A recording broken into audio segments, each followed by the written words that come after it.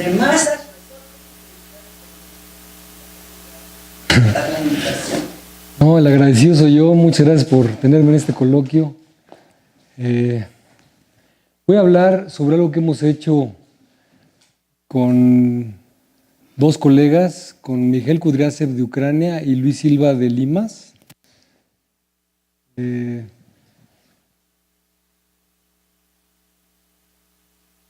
Así.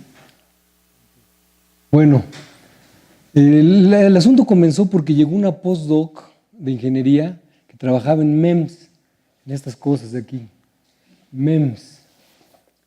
Son Microelectromechanical Systems. En las tabletas de silicio donde hacen los chips para las computadoras, también con el mismo método fotográfico y con ácidos y cosas muy sofisticadas, pueden hacer engranes, pueden hacer palanquitas, pueden hacer pequeñitos aparatos que los meten dentro del chip. Entonces la parte mecánica, el engrane, es de silicio y va junto con la parte electrónica. Entonces mientras hacen transistores y demás circuitos, también hacen engranes y palanquitas y cosas así. Uno de esos MEMS lo tienen, por ejemplo, en las bolsas de aire de los coches. Es un acelerómetro muy pequeñito que cuando hay un cambio brusco de aceleración, dispara las bolsas. Eso es un MEMS, es una parte. Igual los teléfonos celulares, ya ven que ustedes que cambian la orientación del teléfono y cambia la. Ese es un sistema mecánico que detecta el cambio de peso y entonces produce una señal electrónica que le indica a la computadorcita que tiene el teléfono, cambia la pantalla, etcétera, ¿no? Entonces, bueno, lo curioso es que esos sistemas, junto con otros, se modelan de la manera más elemental que puede haber, como masas conectadas por resortes. Pues cuando yo vi masas conectadas por resortes dije, bueno, es un problema más clásico, no puede haber un problema. O sea, desde Hooke, la ley de Hooke y la segunda ley de Newton, con eso tenemos para describir un sistema de masa resorte. ¿Qué interés puede tener este sistema? Pero bueno, en otros lugares donde aparecen estos sistemas, son en física del estado sólido, los cristales en estado sólido se modelan como puntos conectados por resortes. Y también en química, las vibraciones moleculares se modelan como masa resorte, donde los resortes son los enlaces químicos. Entonces, como que hay varios lugares donde fueron apareciendo estos modelos de masa resorte. Bueno, nos fuimos interesando en ellos. Entonces voy a describir el modelo súper básico de esta sistemita de masa resortes, que por cierto, aquí voy a suponer que oscilan en la dirección horizontal nada más. No vayan a pensar que están oscilando así. Si quieren, piensen los colgados del techo, los jalan y empiezan a oscilar. Ok, entonces tenemos, esta es la ecuación fundamental, esta es la ecuación, que es la segunda ley de Newton. Tenemos n masas, que las denoto con m0, m1, mn menos 1, que están unidas por n más 1 resortes, que tienen sus parámetros de elasticidad. Hay resortes más pesados que otros, ¿no? Que se pueden mover más fácil que otros. Y bueno, aquí pues, supuse que el primero y el último resorte están fijos en x igual a 0 y en x igual a L1, en los extremos. Y las masas se mueven solamente en la dirección x.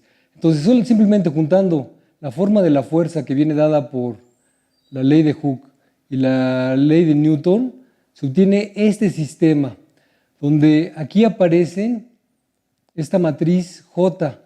Es una matriz tridiagonal. Los coeficientes de esta matriz incluyen los coeficientes de elasticidad y las masas, y también lo que le llamo las longitudes en equilibrio, ¿no? Es cuando el resorte está en equilibrio, no se estira ni se aprieta, es la longitud de equilibrio. Pero bueno, esas cantidades, los coeficientes de la elasticidad de las masas entran en estas B's y estas A's que van a formar esta matriz. Este vector es un vector que depende de T, tiene n elementos, B0 hasta Bn-1, y la Bj denota la posición de la masa mj en el tiempo t. Estas matrices se llaman matriz de Jacobi, son matrices tridiagonales donde la diagonal esta, que no es la principal, la adjunta, no se anula, son matrices simétricas. Y bueno, si ustedes hacen el modelo, les queda esta ecuación, es lo que hay que resolver para entender cómo se mueven las masas y los resortes.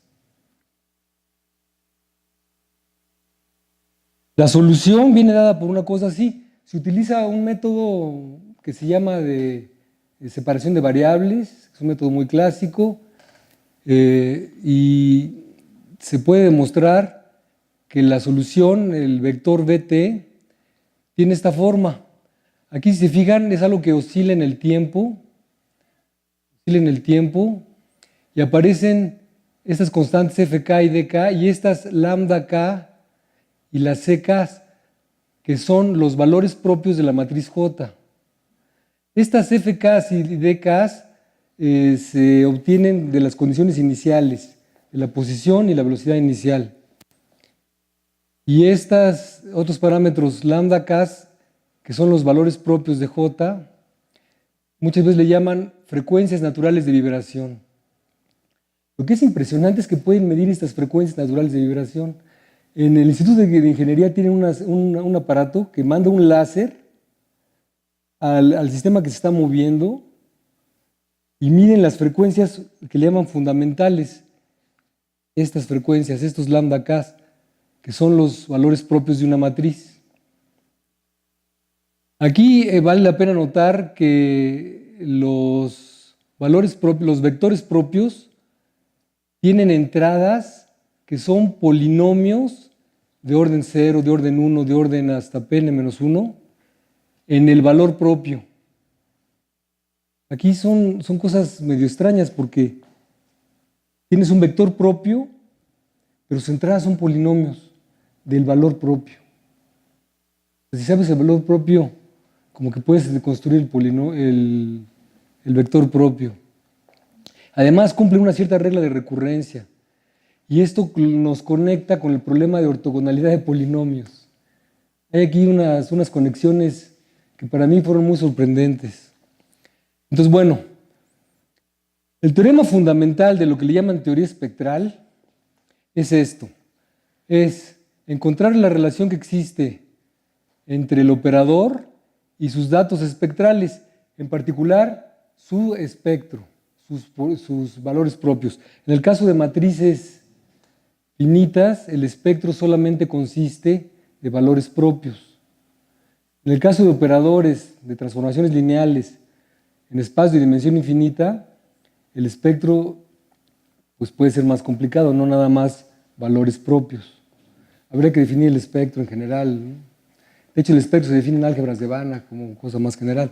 Pero bueno, el teorema aquí es, dada una matriz, encuentra sus valores propios. Esto querría decir, dados los coeficientes de elasticidad y las masas, que son las que me dan los coeficientes de la matriz J, encuéntrame las frecuencias naturales de vibración. Si yo conozco el sistema, conozco las masas de los resortes, dime cómo vibra. Ese es el problema que le llaman problema directo. Y el problema inverso de análisis espectral es de los datos espectrales recuperar el operador. En este caso es, yo sé cómo está vibrando el sistema. Dime cómo son las masas y cómo son los resortes. Fíjense que aquí las entradas de esta matriz son 2n-1 parámetros, porque tenemos n en la diagonal y n-1 fuera de la diagonal. Entonces tenemos muchos parámetros. Eso es de pensar que el problema de directo es mucho más fácil que el problema inverso, porque el problema directo tengo mucha información, tengo 2n-1 y tengo que recuperar n parámetros, n valores propios. Y de hecho el problema directo Se hace, clásicamente se hace, tomas el polinomio característico de la matriz J y la raíz de ese polinomio característico son los valores propios del operador, ¿no? El problema que más nos va a interesar es el problema inverso. Dime, yo te estoy diciendo cómo vibra el sistema, yo estoy viendo cómo está vibrando. Quiero ver cómo son las masas y cómo son los resortes. Ese problema, para empezar, no tiene una solución única usualmente y sí es más complicado que el problema directo. Ok, entonces pues vamos a estudiar esos problemas. Ok. Si yo doy n parámetros, es difícil reconstruir los dos n menos 1 parámetros de que necesito de mi matriz, porque son los A0, como ya dije, hasta n menos 1, más los Bs, los que están fuera de la diagonal. Entonces lo que se hace es considerar dos sistemas. Tomamos este sistema, que llamo el sistema no perturbado, que tiene unos valores propios, que los ingenieros, los físicos les llaman frecuencias naturales de vibración, pero son valores propios de la matriz J. Y este sistema lo perturbo y considero el sistema donde le agregué una masa. Esta delta M es una pequeña masa que le agrego a la masa M1, por ejemplo, y además le agrego un resorte. Aquí hay dos maneras de perturbar: poniendo el resorte fijo a una pared o poniendo esta masa conectada con esta masa. Podemos modificar los resortes. Pero el caso es que imagínense que yo sé cómo vibra este sistema, es decir, sé los valores propios de una matriz de Jacobi. Y yo también sé cómo vibra este sistema, que son los valores propios de otra matriz de Jacobi, pero que yo sé que pues, está relacionada con la primera, con una perturbación en algún punto. Entonces, a partir de esas dos informaciones, yo voy a tener 2n parámetros, los valores propios de los dos problemas. A partir de esa información, quiero reconstruir el sistema. Dime cómo son las masas, dime todo lo que puedas del sistema, cómo son los coeficientes de elasticidad del resorte. Dime cómo cómo es el resorte cómo es la masa perturbada, dime todo lo que puedas. Yo sé cómo vibra, eso lo puedo medir. Es el problema que queremos resolver. Por eso este problema se llama un problema de Borg. Goran Borg es un sueco, un profesor sueco, que en su tesis doctoral en 1945, algo ahí, por ahí, 40 y algo, tenía un problema de Sturm-Liouville y con el espectro de ese problema de Sturm-Liouville para dos condiciones de frontera, reconstruía el potencial, reconstruía el operador. Entonces, muchos de esos problemas que a partir de dos informaciones espectrales se plantea reconstruir el operador, se llaman problemas de Borg. ¿Sí? Ok, bueno. Entonces, ok, cuando yo tomo esta perturbación, lo primero que me pregunto es, bueno, ¿cómo se modifica mi matriz de Jacobi? La no perturbada, yo ya sé cómo es, simplemente es esta, ¿no? Así está la no perturbada, donde las A son estos y las B son estas, ¿no? Si tengo los coeficientes y las masas, la construyo. Pero si yo perturbo de esta manera, ¿qué nueva matriz obtengo? Pues la matriz que se obtiene se modifica bueno, mejor voy a poner la imagen, así se obtiene modificada. O sea, solamente se modifican estos lugares de la matriz, todo lo demás queda idéntico. Aquí H tiene que ver con la constante, el coeficiente del nuevo resorte, y Mn es la masa donde se puso la perturbación. La teta, esta que aparece aquí, es esto. Es la raíz cuadrada de la masa no perturbada entre la masa total perturbada. Mn tilde va a ser la masa de Mn más en la pequeña perturbación. O sea, Mn tilde es la nueva masa. Mn tilde es todo esto. Es M1, digamos, más delta M. ¿Sí?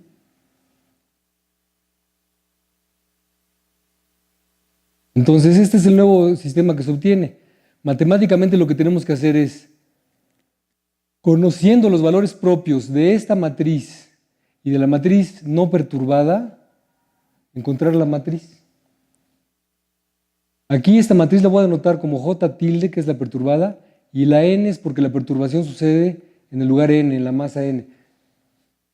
Si perturbo en el primer lugar, nada más aparecen 3 perturbaciones, ¿no? Estas 3.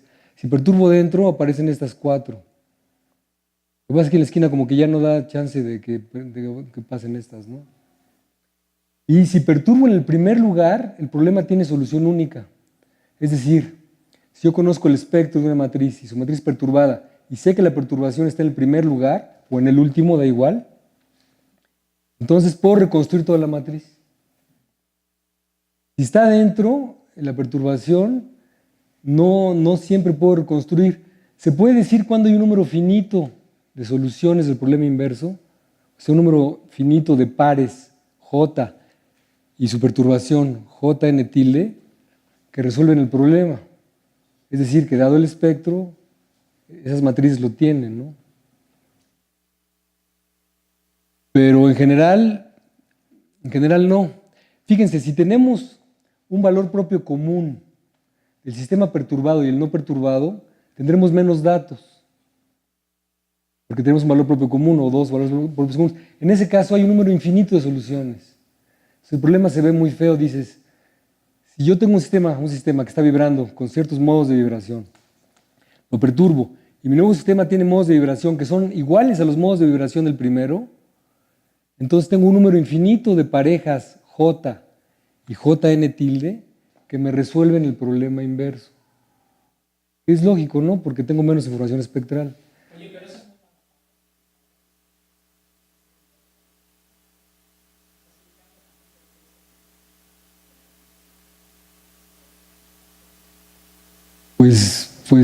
Bueno, es mala pata y no es mala pata.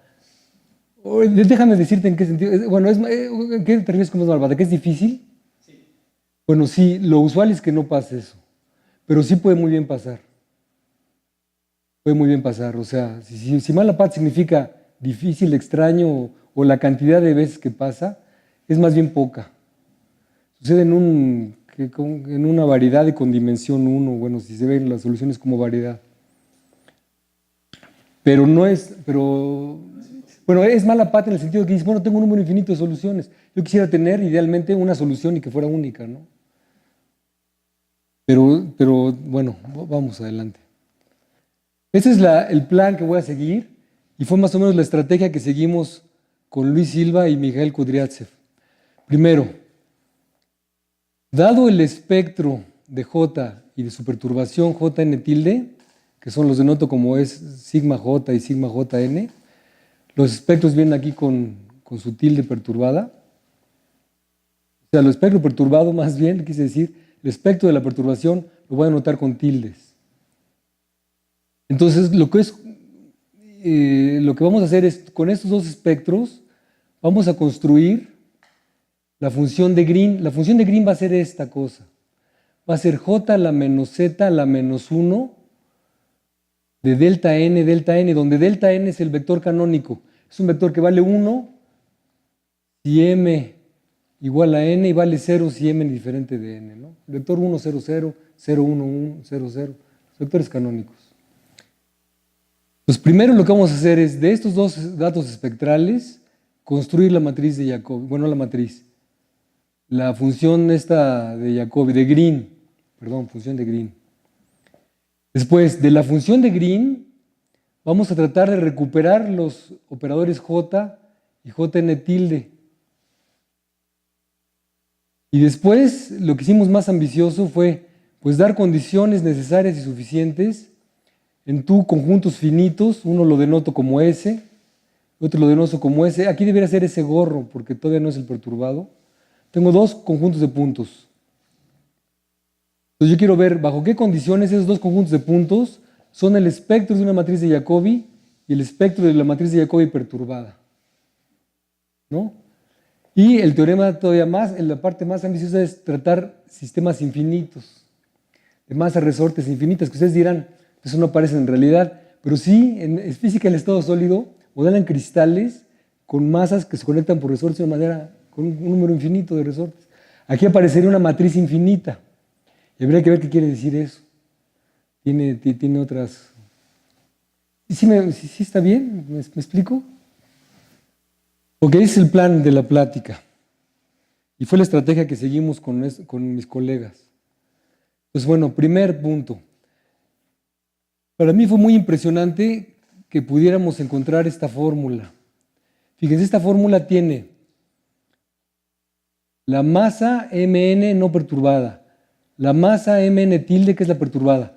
Aquí la delta Mn es la diferencia de la masa perturbada con la no perturbada.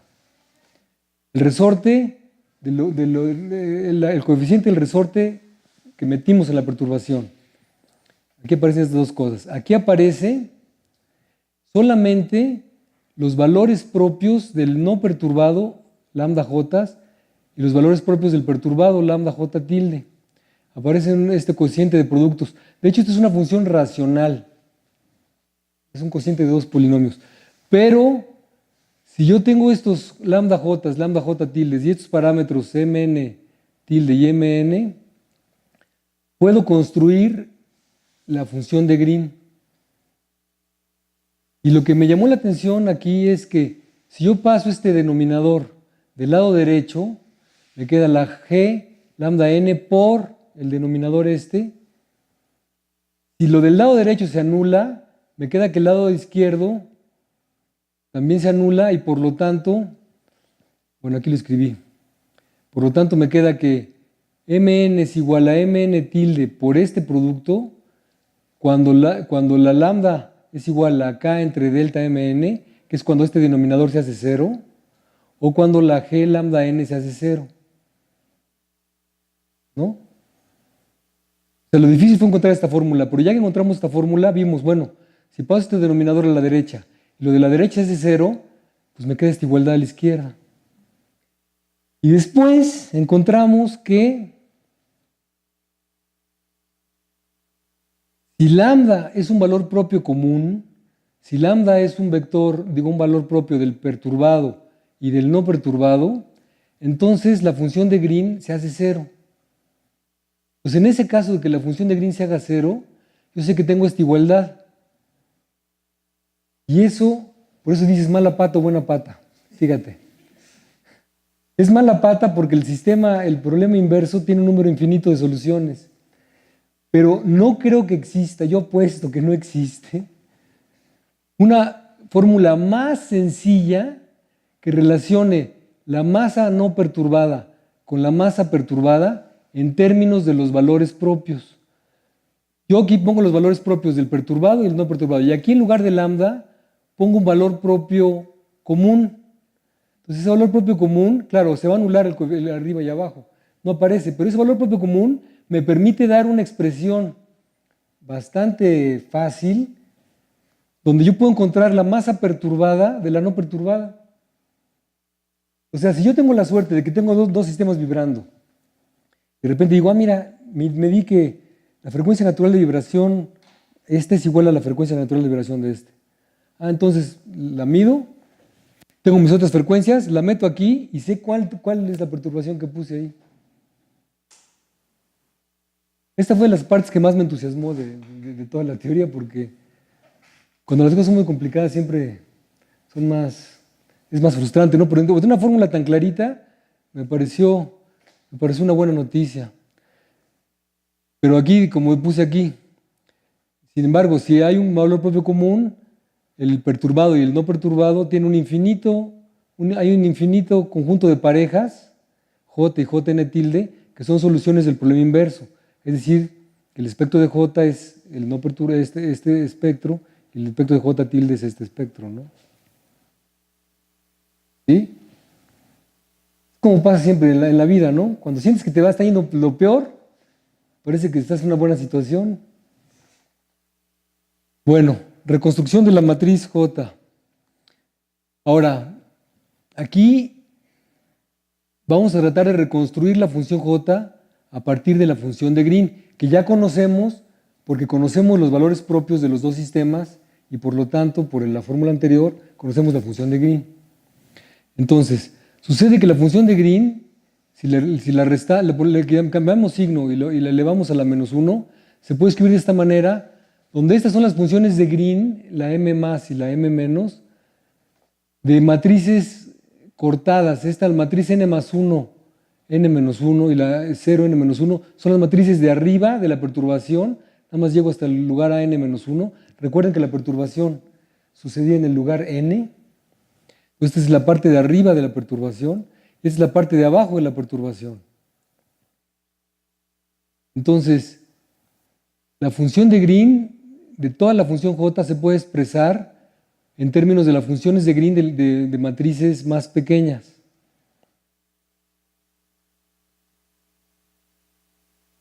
Y esa es la fórmula que nos da la matriz de Jacobi. La m menos, que correspondía a la función de Green de la matriz de abajo, la podemos expandir en fracciones parciales y nos van saliendo los coeficientes de la matriz. Aquí nos van saliendo los coeficientes de la diagonal, a n menos 2, a n menos 3 hasta n, y los coeficientes de la diagonal, fuera de la diagonal. Y la expansión en fracciones parciales de m más me da los otros coeficientes, me da los an. Aquí, por supuesto, no tengo la an, tengo an más 1, an más 2, an más 3. Aquí tengo an menos 1, an menos 2, an menos 3. Me falta la an. Pero esa n viene dada acá. Aquí aparece la an y la bn y la bn menos 1. Entonces, para mí realmente es muy impresionante que, fíjense, conocer esta cosa es conocer una entrada de j menos z a la menos 1. O sea, si yo conozco una entrada de la matriz j menos z a la menos 1, porque esa es otra matriz, si yo conozco una entrada, es la entrada en el lugar nn, entonces yo puedo reconstruir j. Yo creo que lo que hace más sentido aquí, para entender por qué de una entrada de una matriz podemos reconstruir toda una matriz j, es porque el truco está en que conocemos una entrada de la matriz, pero para toda z.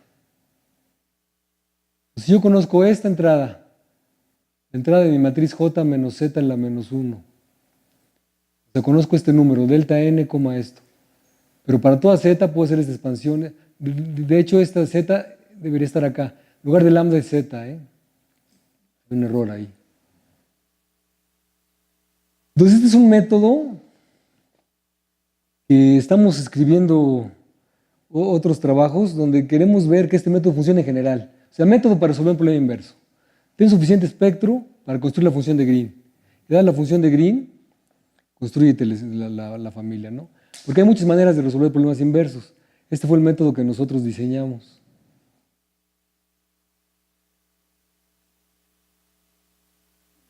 Y esta expansión nada más se obtiene con el algoritmo de Euclides, como ustedes hacen cuando tienen un número racional y lo expanden en fracciones continuas.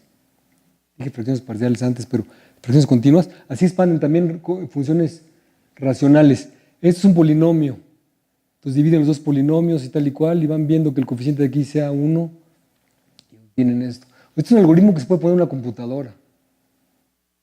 Pues construyes, de que sepas cómo vibran dos sistemas, construyes las A's, las B's, es decir, construyes los coeficientes de elasticidad de los resortes y las masas.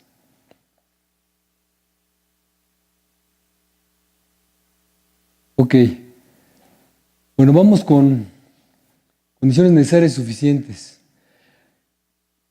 Una condición necesaria y suficiente para que dos conjuntos de puntos, para que los conjuntos lambda 1 hasta lambda n y lambda 1 tilde hasta lambda n tilde sean espectro de dos problemas de una matriz J y su matriz J perturbada, como lo mencioné aquí, es que pase esto.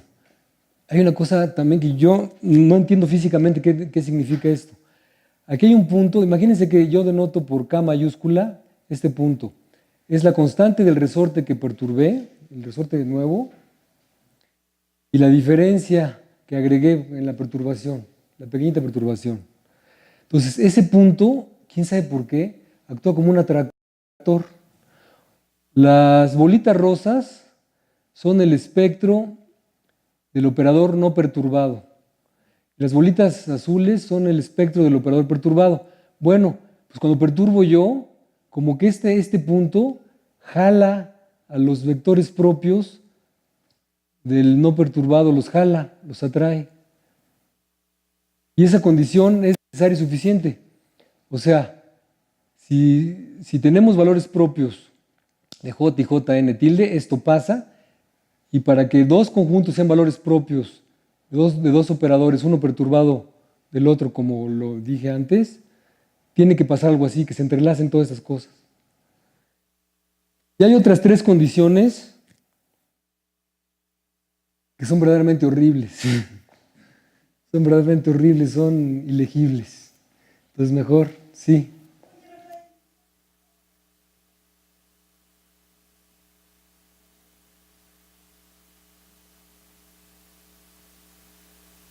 ¿Dónde está la norma Entonces después te pregunto. o sea, la norma, y el máximo valor propio? Sí. El radio espectral en este caso, como el operador es un operador finito y simétrico, es autoadjunto, es la norma de J, ¿no? La norma J. Pero pues no sé. O sea, lo que pasa es que supones que conoces los valores propios. Entonces sabes el radio espectral porque es el valor propio más grande.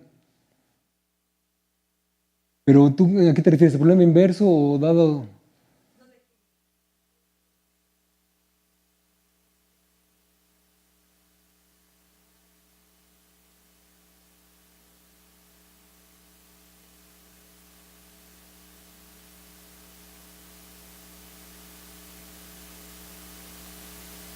El vector propio, el vector propio del valor propio más grande. Ese, fíjate que no lo hemos calculado, no sé, igual sería interesante verlo. Pero aquí lo que supongo es que tengo mis valores propios, entonces tengo el radio espectral, construyo las Jotas.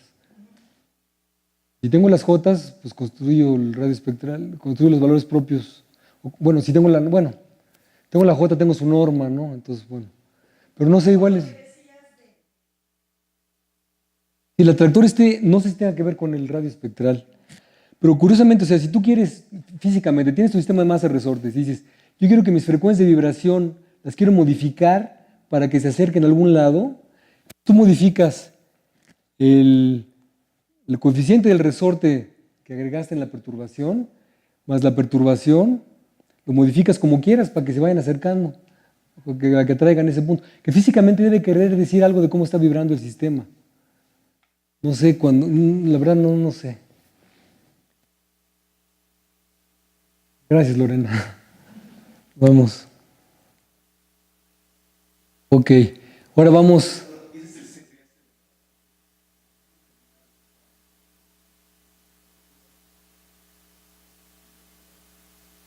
Perturbas como, perdón.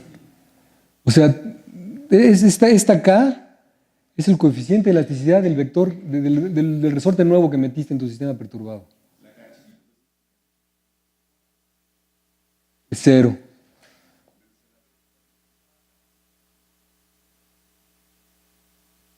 Esto, mira, las cantidades siempre son positivas, ¿eh? Cero es un caso degenerado.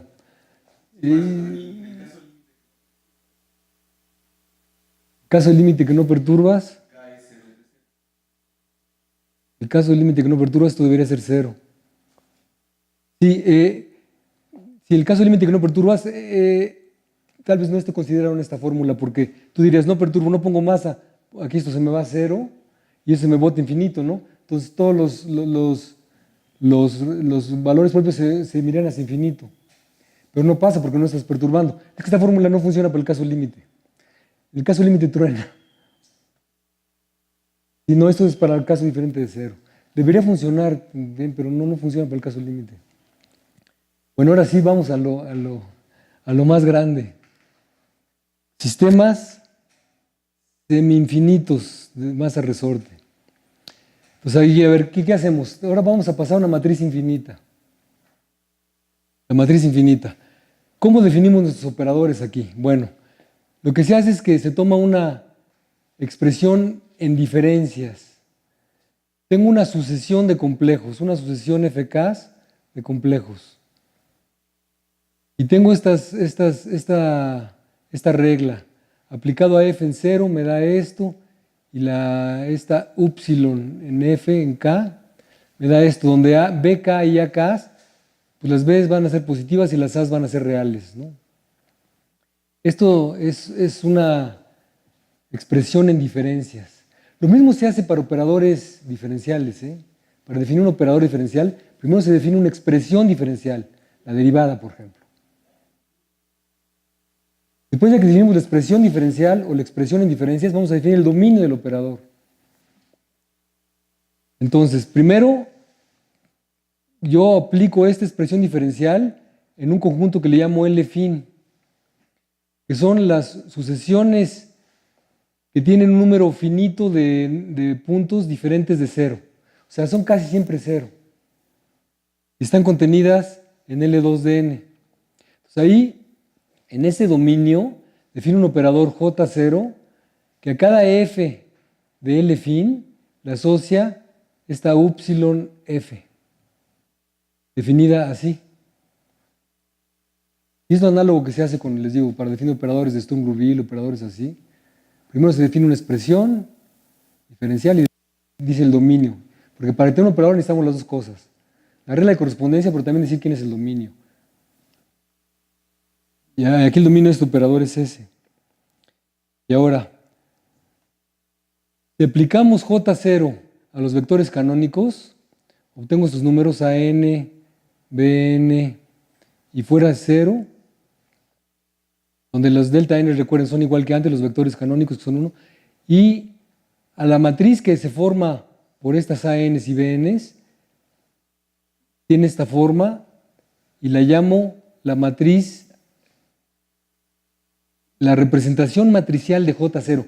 De hecho, para ser bien correctos, debería, lo que se llama la representación matricial, es la matriz asociada a la cerradura de J0. O sea, hay que cerrar el operador, eso significa que tiene que tener la gráfica cerrada y demás, pero mi definición es esta, que es muy parecida a la definición. Nada más que no quise meterme en la definición de cerradura de operador, pero funciona todo igual. Entonces, es una matriz asociada a un operador. Y yo voy a requerir para estudiar mis espectros que las matrices me generen operadores autoadjuntos. Entonces voy a tomar extensiones autoadjuntas de este operador, es decir, operadores que están definidos en un dominio más grande, pero que son autoadjuntos. ¿Qué quiere decir que sean autoadjuntos?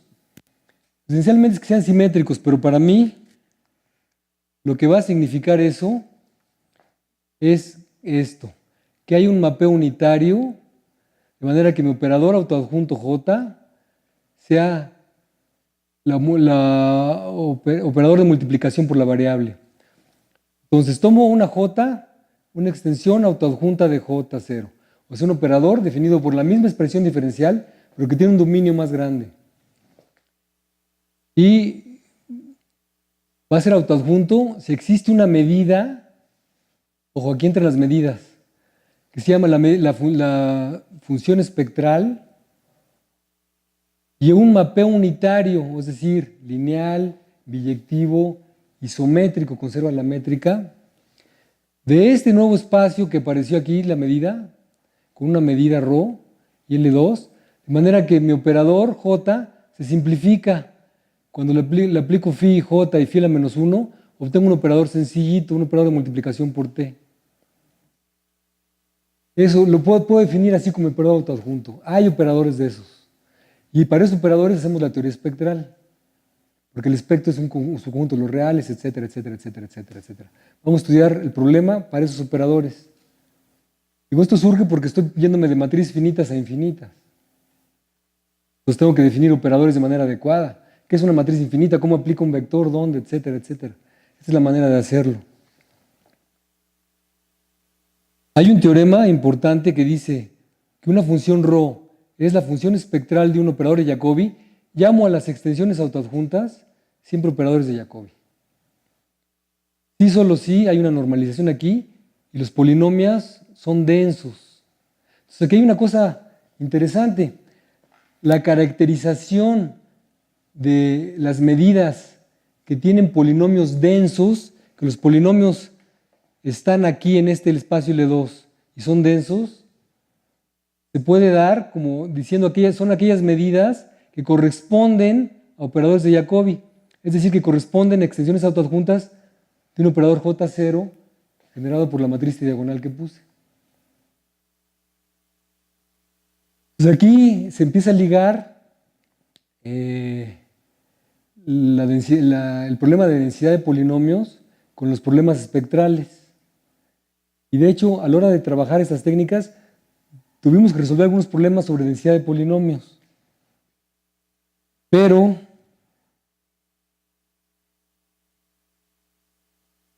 este problema de las extensiones autoadjuntas de los operadores no es otra cosa que el problema de momentos.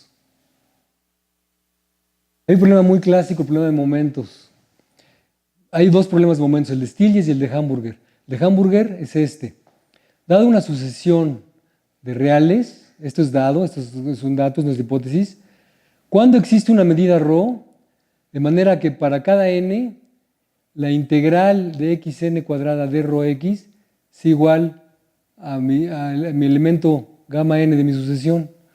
Estos se llaman los momentos de ρ. O sea, cuando hay una medida que tenga los momentos sean los que yo di, los gamas. Es un problema que tiene una de ramificaciones y una profundidad impresionante. Repito, aquí las gamma n se llaman los momentos de la medida. Ahora, aquí hay una terminología muy clásica, creo que se llama Stieltjes, que se dice que si la solución es única, puedo tener o no solución única, ¿no? Mi incógnita, recuerden, es una medida. Es un problema que tiene como incógnita una medida.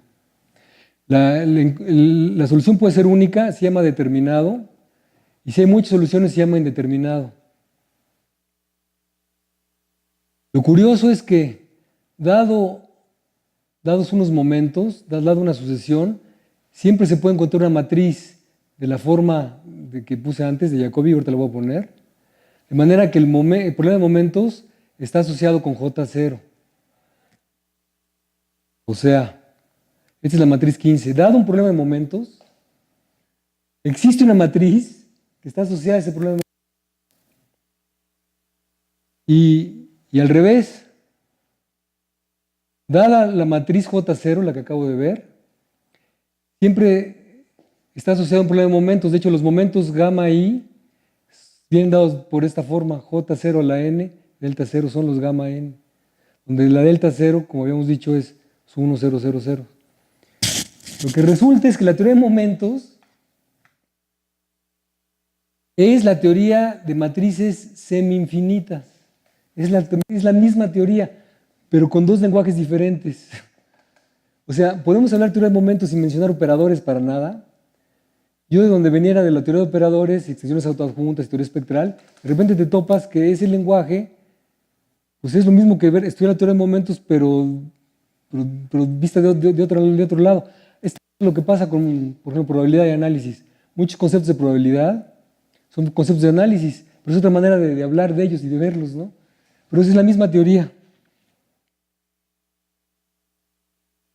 A ver, aquí vamos a meter un poquito de la teoría de los momentos.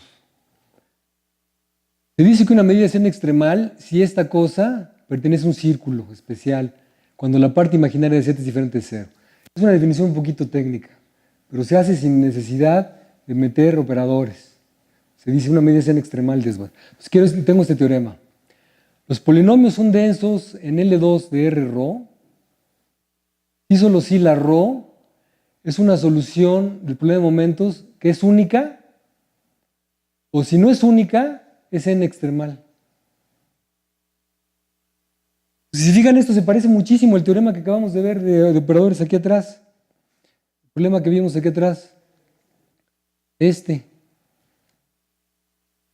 una función es la función espectral cuando los polinomios son densos.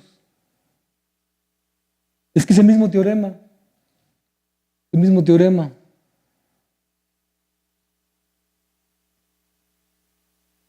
En el primer caso determinado corresponde al caso cuando hay solo una extensión autoadjunta de J0, la J0 asociada al problema de momentos.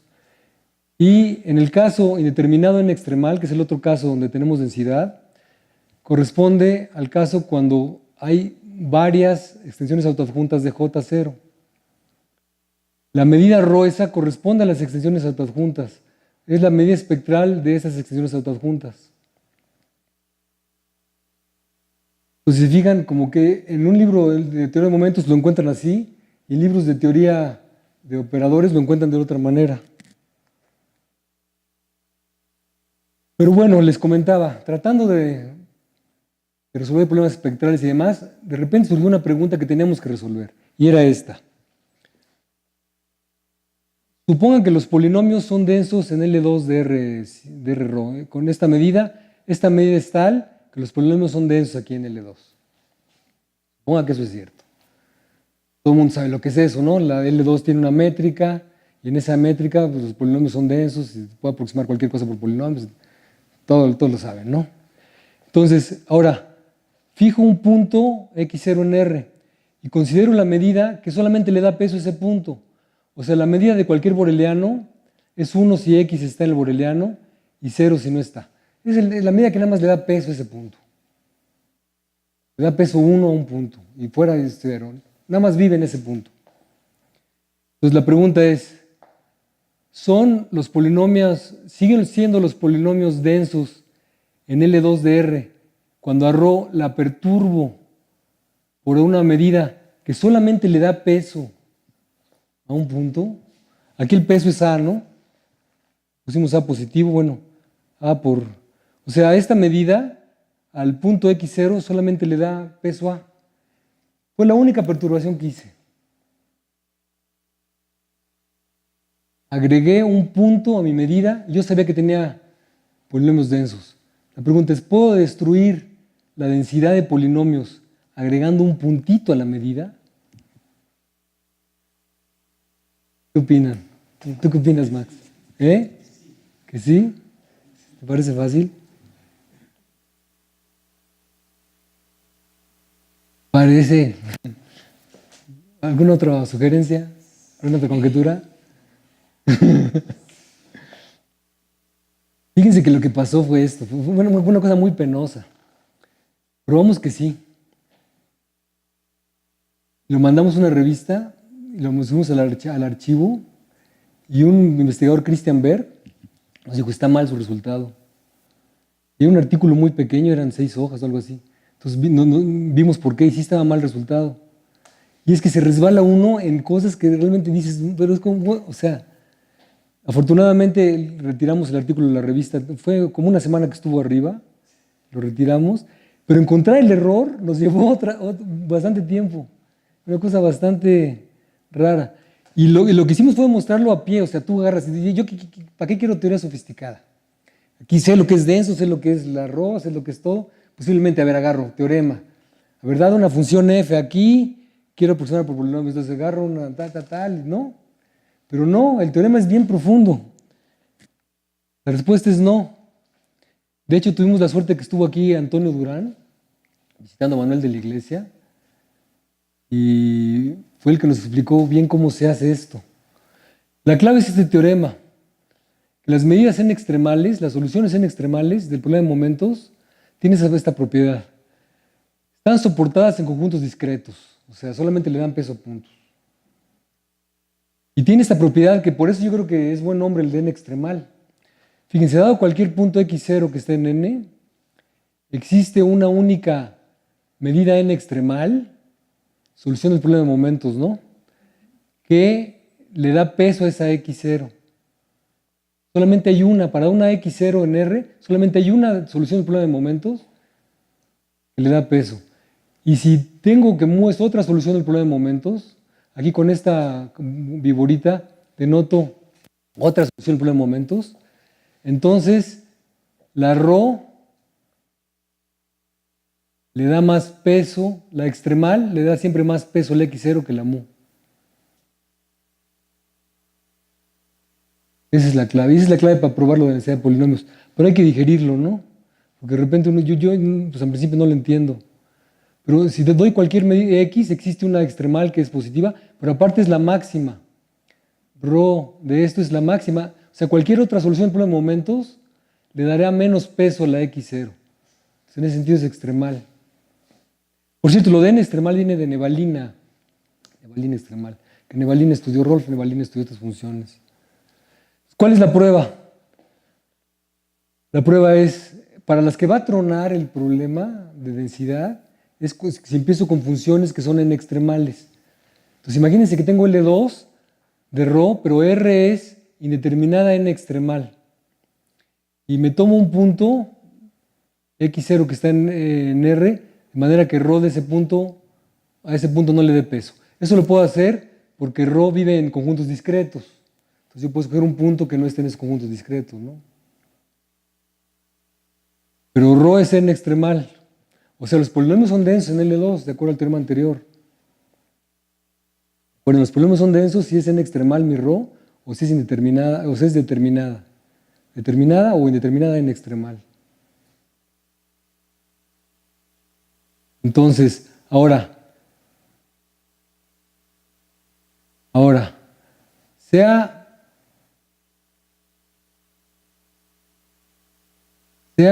ρ otra solución del problema de momentos, pero que sí le dé peso a x0, ρ tilde, donde ρ tilde es n extremal. Yo sé que existe esta ρ tilde porque siempre existe una, por lo que está aquí arriba, dado x0, existe siempre una solución extremal del momento de momentos que le da peso. Entonces tomo esa solución ρ tilde que le da peso a x0, pero que sea solución del mismo problema de momentos que ρ. Entonces, es fácil ver que estas dos tienen los mismos momentos, porque si yo tomo la integral de xn de esta medida, pues eso es igual a la integral de xn esta medida, ¿no?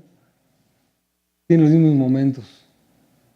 Bueno, si quieren, tienen los mismos momentos, porque la ρ tiene el mismo momento que ρ tilde y esta es la misma medida que esta. Pero fíjense lo que sucede. Cuando yo evalúo esta medida en x0, ρ de x0, ρ tilde de x0 era positiva. Y ρ de x0 es 0. Entonces esto es mayor que esto. Por lo tanto, esta medida ρ más a de delta x0 no puede ser en extremal, porque si fuera en extremal, le daría el mayor peso posible a la x0 y hay otra medida que se lo da. Entonces esta medida, ρ más a delta x0, cuando yo le metí la a delta x0, dejó de ser en extremal. Es decir, lo que pasó es que ρ era en extremal. Le pongo esta perturbación y esta medida deja de ser en extremal. Entonces los polinomios dejan de ser densos.